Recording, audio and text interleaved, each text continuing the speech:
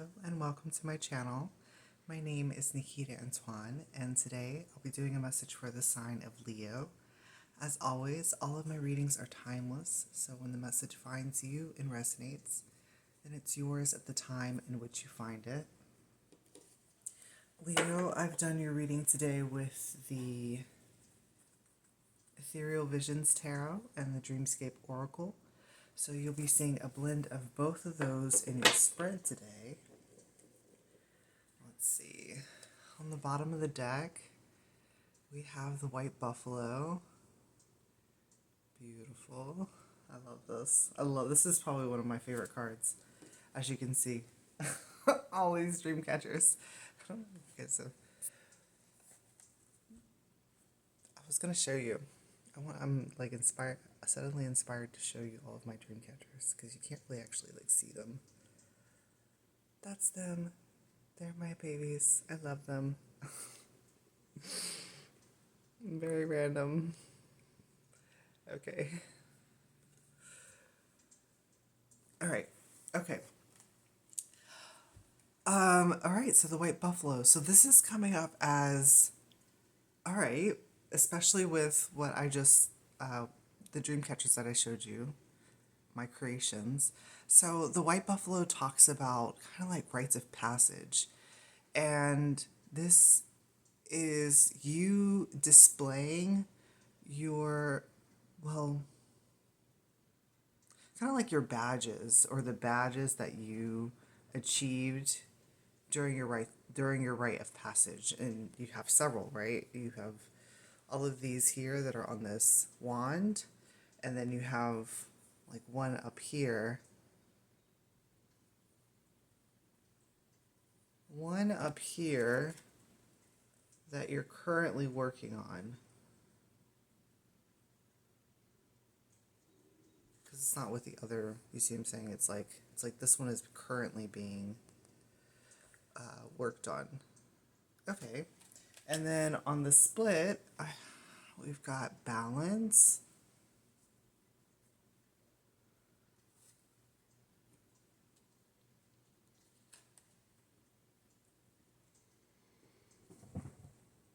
Somebody just flew in the window. All right, so on the split, we've got balance. This is talking to me about being a bridge, actually. Because I'm noticing the stars down here, and then the stars up here, and then, you know, with these hands, it's like bridging them together. So it's talking about you being, well, perhaps the one that you're working on, or how you achieve these rites of passage it's like in the bridging. You're bridging this, like the sky and the earth. The sky and the earth. Okay.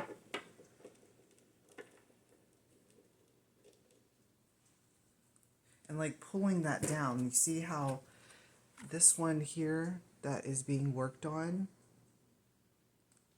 this current rite that's being worked on, is like once this bridging happens and it comes from the sky into the earth. See, it's like once you put it on this wand, that's where it's like it's being grounded down into the earth plane. All right. And then let's look at the overall energy. It's interesting because that position, the split position, is it's like I call it the bridge.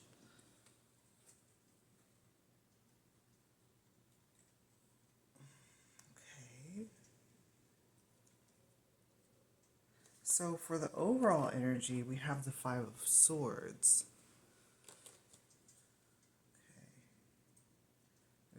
There's a really different message that's coming out through this. The Five of Swords sometimes for me comes up with like this message of past, present, future, because it's like he's in the present. Well, he's not in the present. He's physically embodied in the present, but his mind space is focused on, like, you see these two figures in the background? It's like the past and the future. So it kind of has a, like a very, it's a split energy. Because even though, is this your energy here? I'm just noticing this eye contact here, the bridge.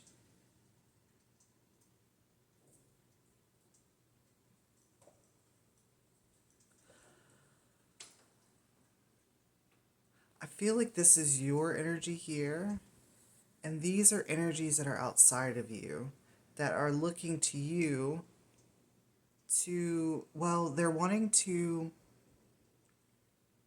because you have a split energy, they're wanting to, what do you call that? Mend it? They're wanting to put your energy like back together, mending the split. See the split? Wanting to mend the split. So because there's something about the bridging, and it seems to be presented in the actual reading itself. It seems like you're a bridge, but you're wanting to ignore that.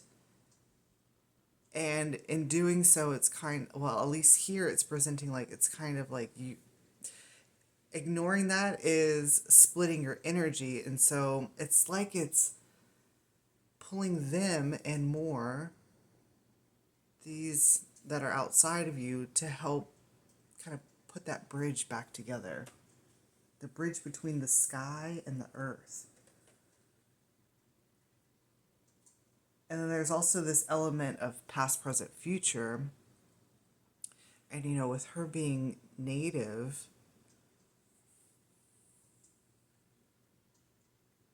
it's almost like, what's wanting to happen here is elements of the past being brought into the future. With rites of passage, it's kind of talking about like traditions being brought into the future. Something about it is disconcerting to you. Okay, so we're starting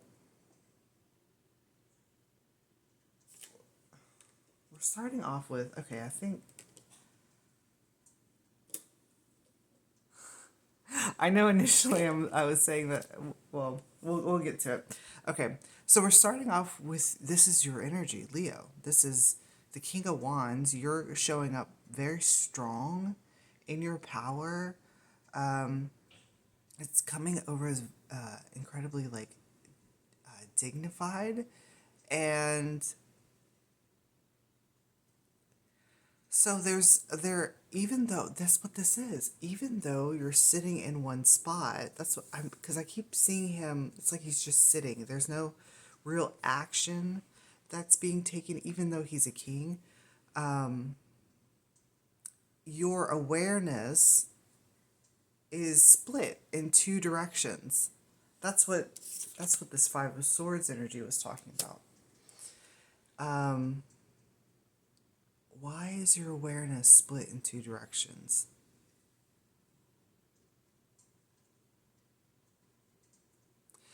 Essentially, it's coming up as like not necessarily being fully present in the moment. It's kind of like your body is there, you're interacting, you still have that same dynamic, charismatic way about you. But in the back of your mind, there's something that is causing like a mental, I was going to say mental turmoil. It's not mental turmoil. Basically, it's just when you find yourself alone, away from the crowd. This is really interesting because this type of idea was coming up in the Virgo reading, finding yourself away from the crowd. It's like this Five of Swords comes up. So There's something, remember we were talking about in that bridging that makes you, I want to say it makes you uncomfortable. It's definitely making you uncomfortable. It's making you sit and it's like you're ruminating on a certain topic, whatever that topic may be. But then, so while you're sitting here ruminating, there's this I was going to say wellspring. There's this well. The well card comes up after, but it's talking about, it's like there's something. So the well for me signifies like, it talks about like universal knowledge. And there's something in this that is trying to catch your attention. It's trying to get your attention. It's what these,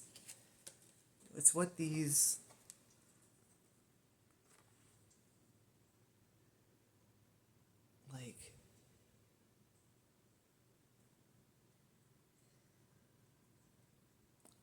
I'm trying to determine how to define these energies.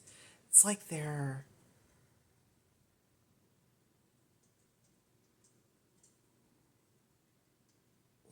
like, I don't know, it almost makes me feel like they're like sky beings, because you're on the earth plane and they're, well, it's presenting as they're in the sky.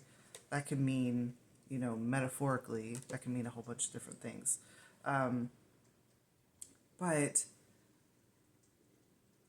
what it's saying is that they're trying to get your attention so that they can pull you out of the Five of Swords energy and back into the present. So that it's like trying to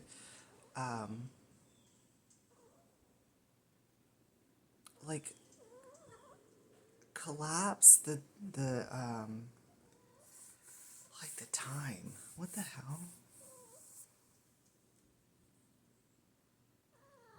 They're trying to bring everything all into one, collapsing like the time line, bringing the past into the future, and then having all of that be presented in the present. And okay, so this energy is trying to contact you. There's a contact that's trying to be made, and the way that it's happening is like through scent. So you might actually, okay, if you're sitting in this Five of Swords energy, pondering, ruminating, whatever, you know, word you want to apply to that, it's like a scent, or, a scent comes over and kind of lifts your head and turns you into, it's bringing you into the present. The scent, there's some type of scent that is bringing you into the present. And that's where that bridging is happening. So let's go into this scent, because I feel as though it's making you, sorry, I've got a lot of cat fur all around my face. She's been everywhere. Okay, so it's making you feel uncomfortable, because this scent is associated with death, the death energy. And what was pointed out to me was this flower here. So someone is trying to make contact with you, and you see all these like waves that are coming off of this flower. It's making me think of lilies, actually. It's making me think of lilies, how when someone passes over, like lilies tend to be the flower that we give to the dead. So, and lilies, if you've ever experienced lilies, are an incredibly pungent flower. They fill the entire space. So it's kind of like that. It's like you, it's interesting. I wonder why that is. There's got to be something, some type of reasoning in the past, some type of reasoning in the past as to why lilies specifically are used for that matter. And I'm wondering if it's because it's like to cover up the smell, like of the decaying process. So it's like the scent comes over you, and it's, I want to say that it's a pleasant scent because it's being associated with the flower. But for you, it's signifying, it's almost like it's covering up something that signifies like death for you. So it could be like if an ancestor, especially with this energy here, with the white buffalo energy that's coming in as the underlining. That's interesting because the underlining is kind of like the energy that would be, I guess, covered up. If an ancestor is trying to contact you, they could be like coming in with a scent, with a smell that you recognize, but because you specifically pin it to that person, it's like you're like, hang on a second, they're not with us anymore, and that scent is coming over me. So that it's like suddenly realizing that you have a spirit surrounding you, like one of your former loved ones. And if it's not like, I don't know, it's like I want to say it might be scaring you, but I don't necessarily think that it's scaring you. What it's doing is, you see this figure here down in the corner, it's actually making you like sad. The word remorseful is coming up. And I'm just noticing here, you see these, the color and the clothing, and then this down here, it's like this is what,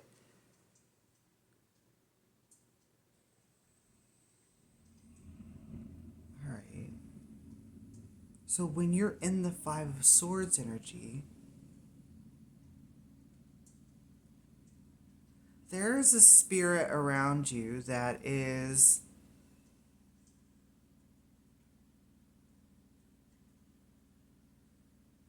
hang on a second.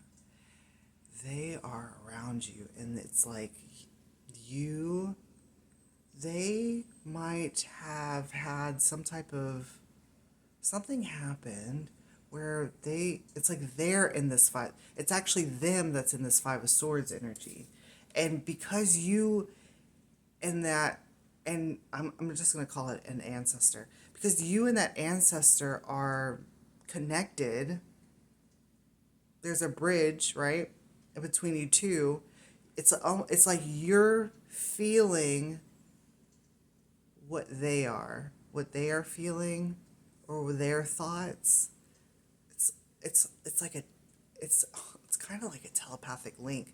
It's like you're feeling what they're feeling and like thinking their thoughts. What the hell? Okay. And perhaps you are not putting, it's in the back of your awareness, so you're not putting two and two, you're not putting it together that when you get into this energy, that it's actually them. But what's the clue is, what the clue is that when you're sitting in the Five of Swords energy, you're going to smell, there's a smell that's going to come up that's going to remind you, I want to say, of a specific ancestor.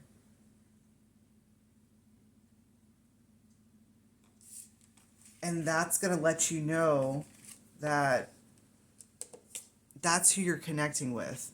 It's almost like unbeknownst to you. That's who you are connecting with. And then we're finishing off the reading with the Seven of Swords. And this is you, like figuring it out. Figuring out it's like it's not a secret anymore. It's now, you know now, essentially what it is. What this Five of Swords energy is, why it's connected to you, and also who actually it's connected to. It's like it's like somebody that you know, that you knew this person. They were in your life. They have a specific scent to them. So it seems as though maybe this Five of Swords energy is like you're revisiting the past, like in a nostalgic type of way, especially with the Five of Swords and Seven of Swords energy. It's like it's kind of coming up as maybe you didn't necessarily have the best relationship with this ancestor, and so it's coming in, right, to mend that connection. For, like, I was going to say for you, but it's actually with you. They're mending the connection with you, because it's like you need to recognize the scent in order to put two and two together that it's them. And then once you know that, then it's like you guys can start to, there's a lot of swords here. So it's like you can start to communicate with each other. You can, with this pipe here, it's like you can sit and relax in each other's presence and like exchange stories with the spirit. So with the Seven of Swords that's coming at the end of the reading, what this was talking about, it was like you, well, yeah, you figuring it out, you understanding the strategy to how this ancestor is trying to get in contact with you. And so it kind of seems like initially you're turning away from it, because it seems like that the scent comes over you. You do put two and two together, but then it's like you're not interested. You're wanting to get away from the connection. You're wanting to, yeah. You're wanting to get away from the connection. Why are you wanting to not communicate? Hang on, let me pull this up. I think because it has a lot of pain in it for you. Because once the memory resurface for you, it's like looping back in, and it puts you back into this like sorrowful state, like a mourning state, like grieving. And you're not wanting to, you're wanting to stay in your like present circumstance. And so you're not wanting to revisit this again because it brings up a lot of sorrow in you. To me, just looking at all of the cards and all of the energy, it seems like if you were to not turn away from it, that this, it's like it's going to resolve itself. The communication that you're getting from your ancestors, you know, you sitting and talking with them, sharing, it's kind of coming up as like sitting at a, you know, just like sitting around and speaking with each other is going to help to resolve these issues.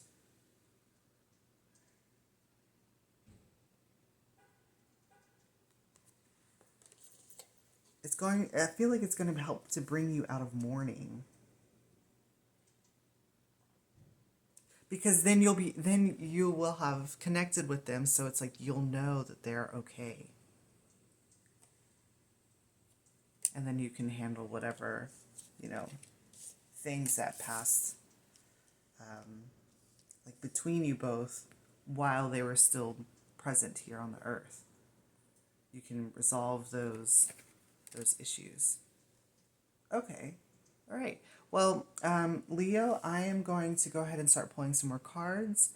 If you're interested in that, the link for the part 2 is going to be in the comments, pinned in the comments. So, yeah, I'll see you there. Bye.